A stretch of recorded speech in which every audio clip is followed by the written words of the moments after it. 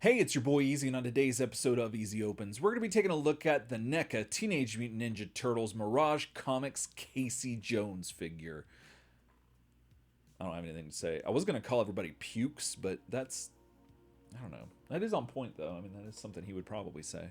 He first appeared in Mirage Comics Raphael Micro Series number 1 titled Me, Myself, and I, published April of 1985. Created by Kevin Eastman. His real name is Arnold Bernard Casey Jones, or some variation of those names. Hailing from Brooklyn, New York, date of birth 1958, Casey Jones is a street fighting vigilante with a sport equipment motif. A love interest for April O'Neil, and a stepfather to Shadow. Let's go ahead and get this figure free from its plastic prison and see what we think about Casey Jones. Fresh out the box, this figure looks and feels fantastic. He just looks menacing with his hair pulled back and that mask. Oh my goodness. Like, you do not want to see him in any kind of alley, if you know what I'm saying.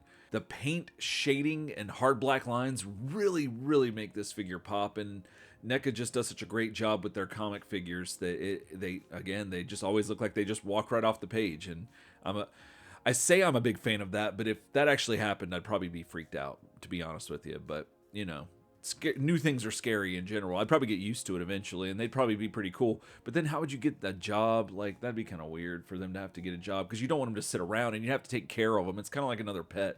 What am I even saying? Anyway, so back to the figure. Probably the most physical defining feature of Casey Jones is his hockey mask. And it looks great. It's just a little basic compared to the 1987 animated series version of this character, but then again, that's because this is a mask as opposed to a literal character's face, I guess. But, you know, it's not a bad thing. It's just something of note, I guess. Anyway, his hair looks great.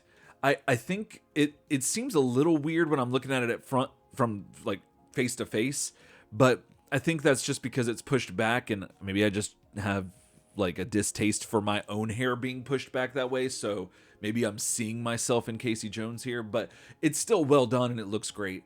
And from the sides and the back, it looks awesome. So that's really cool. And I love how the shirt runs up on the right side.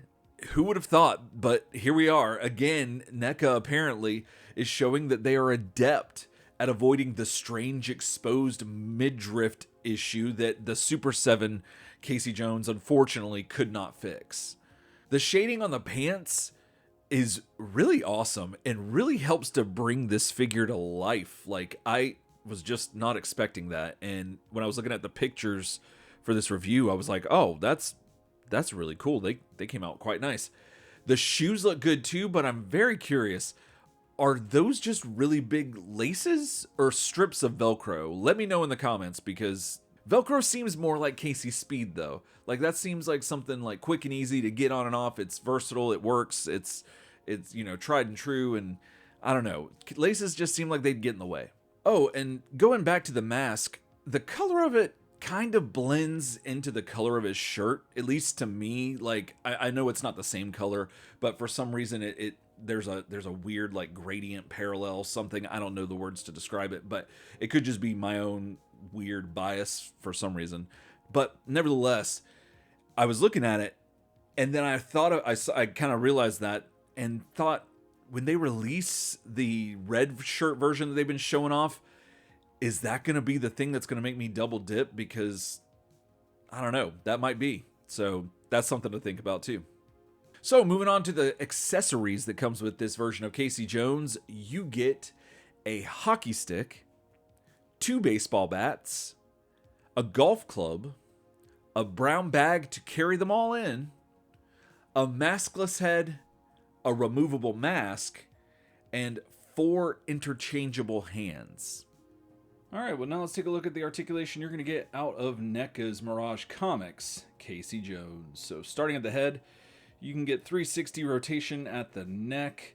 He can look up decent amount. He can look down pretty good. He's got some side-to-side action as well, which is awesome, and it doesn't seem like the hair impedes his head movement at all, which is awesome. You get 360 rotation at the shoulder, which is cool. You also have a joint in there as well, so you can get some back and forth, up and down, whatever you got to do. You get 360 at the bicep. My joints are really tight, but it's there. And then you get a double jointed elbow, which is cool. And then you get the rotation, 360 rotation at the wrist, as well as a hinge there for some back and forth action at the wrist. Now, this Casey also does not appear to have... actually, no, he has a little bit of ab crunch, maybe an ab rocker in there. I think it's an ab rocker, actually, because it can go side to side a little bit. You get some wiggling room in there, but not much because it's impeded by the shirt, but it's at least something. And then you get 360 rotation at the waist. Moving to the legs, you do get a pretty good split option range. I don't know what to say here. I'm like kind of impressed by it, I guess. But the shorts, or not the shorts, but the the pants where they attach or meet the leg, it's a soft rubber, and it kind of keeps it from going any further, but I don't know why you'd need him in that kind of pose. He does get some thigh swivel. You get joints there too, ball joints right in there. And yeah, so, but you can 360 thigh swivel and double jointed knees, which is legit. You get an ankle joint where you can twist his foot all the way around, but he does also have an ankle rocker, so you can, just do all the kind of things you need to do with an ankle. And yeah, that looks like that's going to be all the articulation you're going to get out of Casey Jones. According to Turtlepedia, this version of Casey stands at 6'1" and weighs 195 pounds. This figure stands at about 6.5 inches tall and weighs about 4 ounces. Well, now let's see how he compares to some other figures you might have in your collection.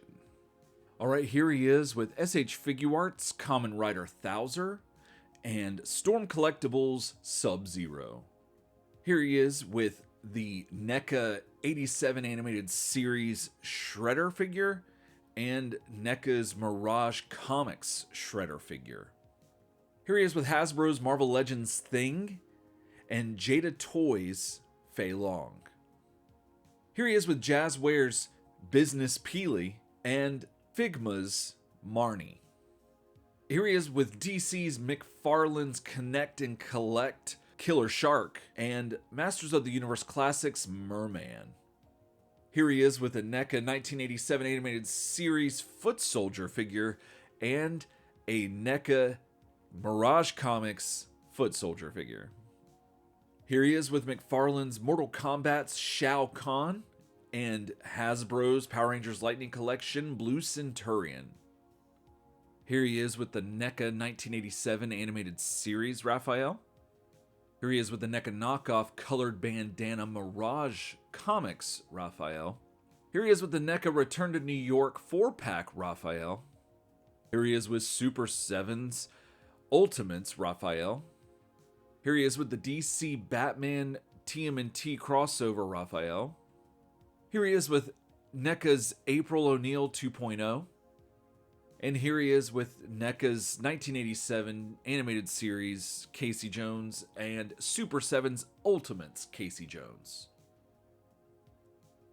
So I absolutely love Casey Jones. He's one of the best characters in all of the Turtle books.